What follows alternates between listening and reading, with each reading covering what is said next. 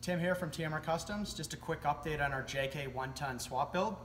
So the first step, we strip the stock suspension and axles out, both front and rear. You can do that at home with nothing more than hand tools. You could do it in your driveway, garage, whatever works for you.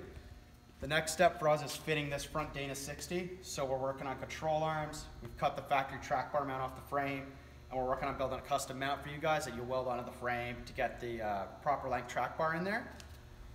Next thing we nailed down was our front bumper choice. It was between this and one of our Stinger bumpers. We had a vote on our Facebook and Instagram pages, and you guys voted on the flat tube Stinger, so thanks to everyone who gave us feedback on that. We're gonna go with this guy. And if you swing around to the side here, we're working on a prototype Dana 60 high steer arm for this build.